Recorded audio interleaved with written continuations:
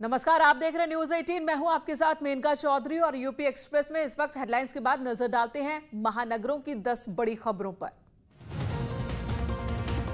Greater Noida के रबुपुरा थाना इलाके में घर के बाहर दबंगों ने युवक को बेरहमी से पीटा। सीसीटीवी में दर्ज हुई वारदात।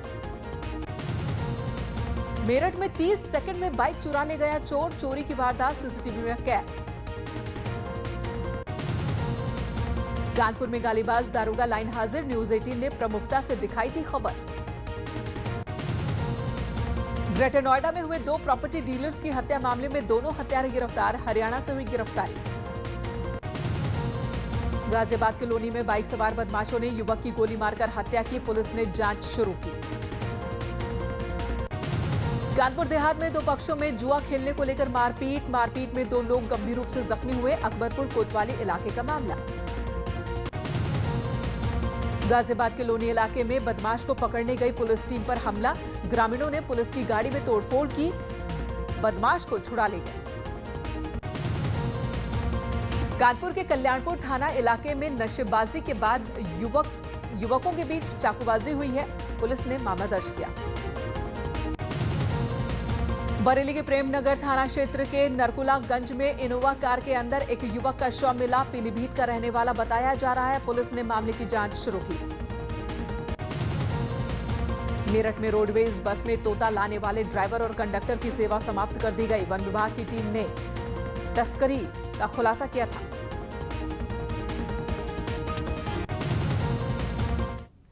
चलिए अब खबरें विस्तार से, और सबसे पहले एक अच्छी खबर, यूपी लोक सेवा आयोग से बड़ी खबर है ये। पीसीएस 2018 का अंतिम चयन परिणाम घोषित हो चुका है। अनुज नेहरा पीसीएस 2018 की टॉपर हैं। संगीता राघव को दूसरा स्थान मिला है। ज्योति शर्मा तीसरे स्थान पर हैं। यूपी लोक सेवा आयोग के सचिव जगदीश निधि ने ये जानकारी दी है। तो टॉप 3 में महिलाएं हैं, लड़कियों ने बाजी मारी है।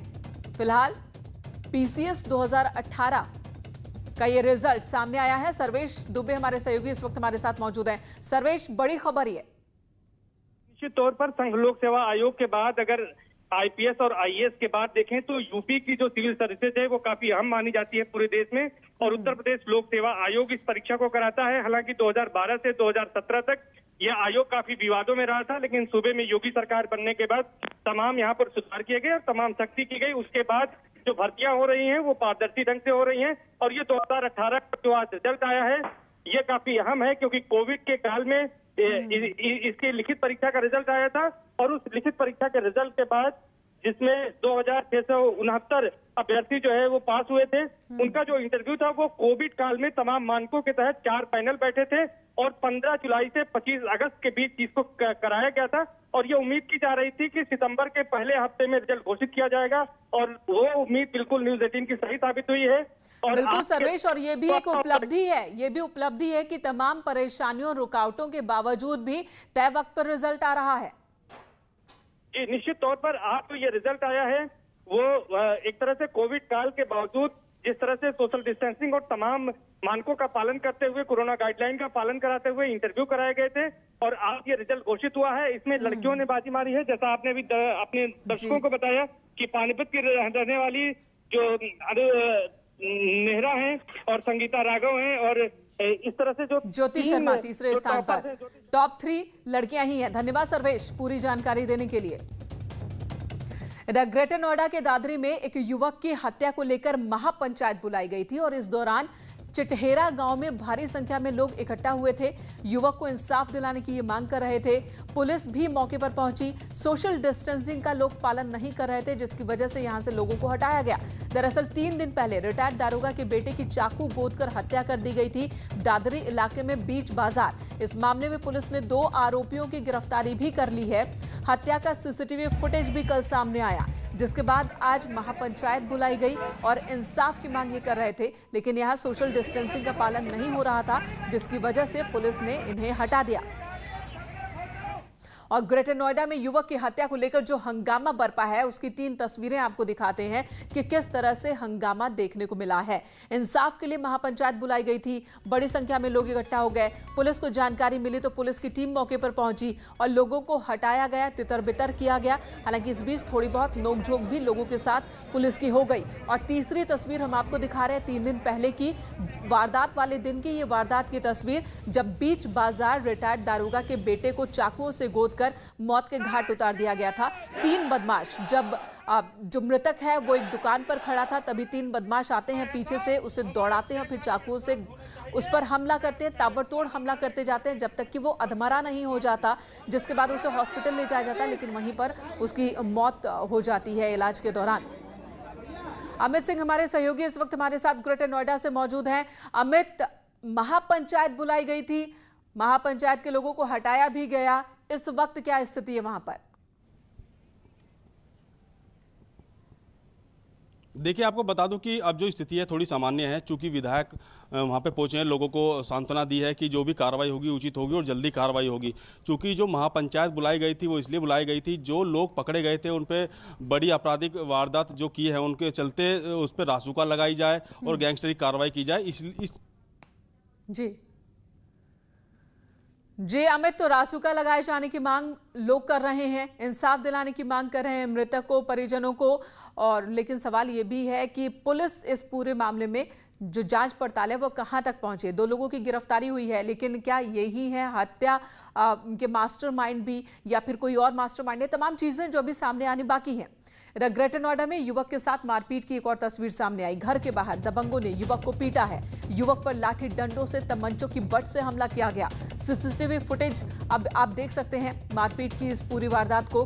घायल युवक हॉस्पिटल में भर्ती है इस वक्त। रबुपुरा थाना इलाके का मामला, घर के सामने ही इस युवक के साथ मारपीट होती है, उसे लाठी डंडों से पीटा जाता है, बेल्ट से मारा जाता है, पिस्टल के बट से मारा जाता है। और यहां पर भी हैरान करने वाली बात, ये लड़का जिसकी पिटाई हो रही है वो 2 लोगों से बात कर रहा है और तभी पीछे से आते हैं कुछ लड़के और मारपीट शुरू हो जाती है। अमित, तस्वीरें देख रहे हैं मारपीट की, ये घर के बाहर है, वो 2 लोगों से बात कर रहा है और कुछ लोग और आते हैं, मारपीट शुरू कर देते हैं, और जिनसे वो बात कर रहा है वो भी उन्हें बचाने की कोशिश नहीं करते।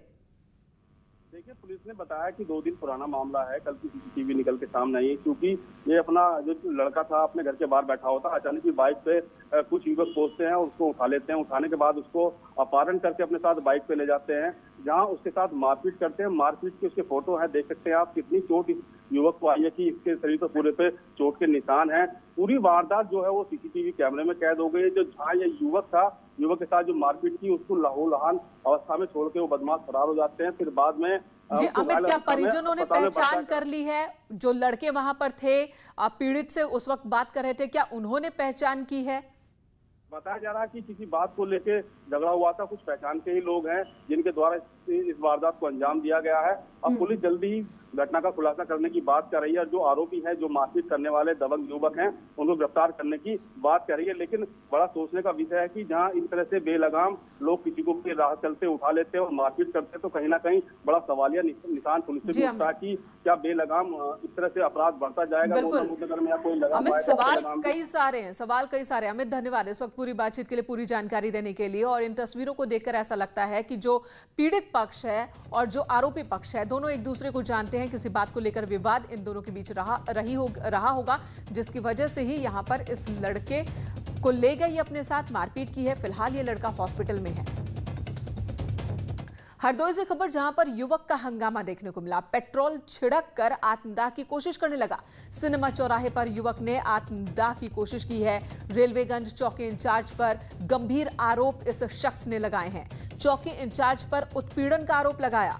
पुलिस ने युवक को हिरासत में ले लिया है, जो खुद को जलाने की कोशिश कर रहा था। हरदोई की ये तस्वीर इस वक्त आपके सामने।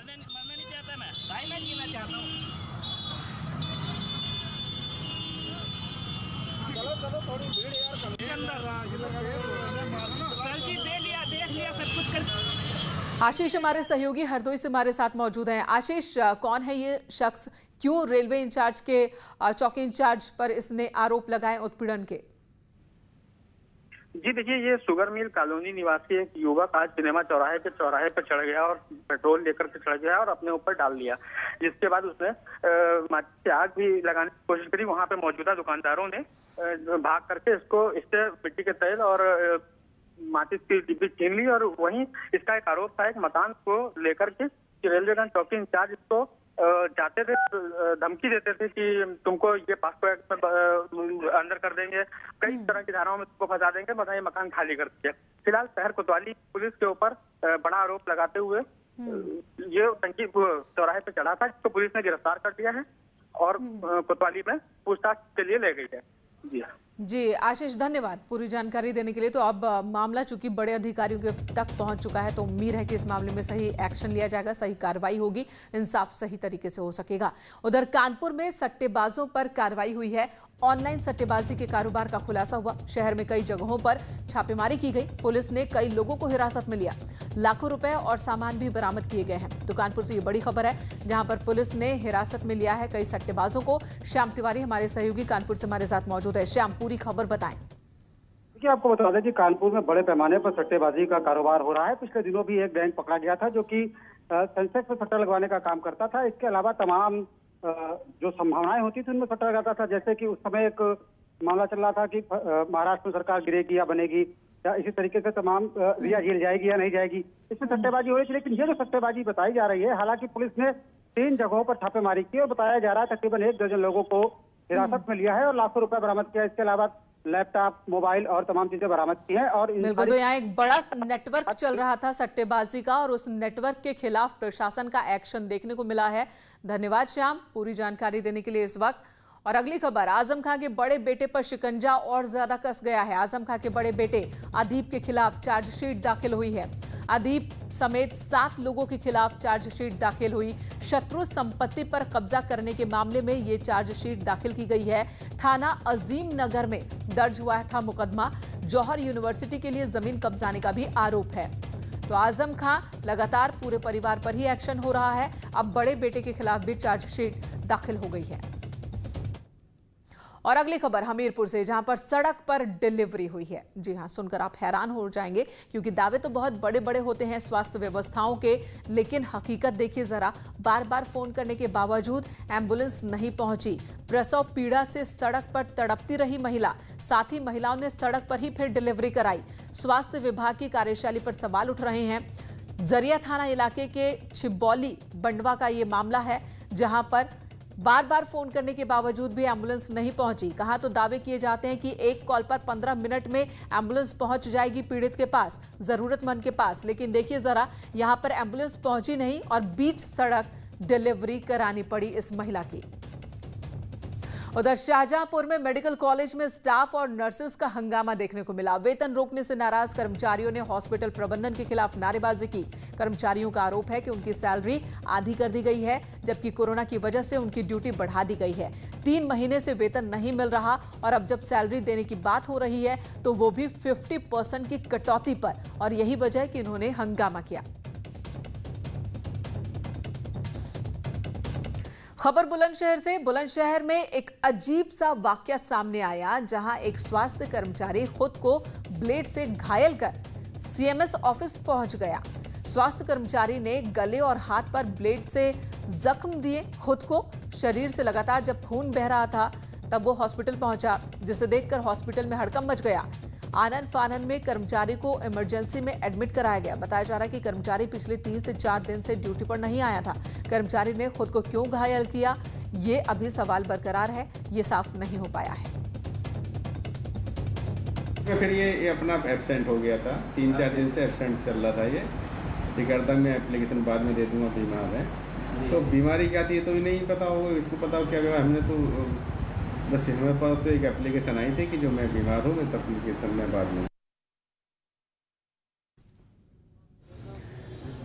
तो अभी तक समझ में नहीं आया है। हालांकि स्पेकुलेशंस चल रहे हैं कि वो बीमार था, परेशान था, यही वजह है कि वो हॉस्पिटल ड्यूटी पर भी नहीं आ रहा था बीते 3-4 दिनों से, और इसी दौरान उसने खुद को जख्म दिया।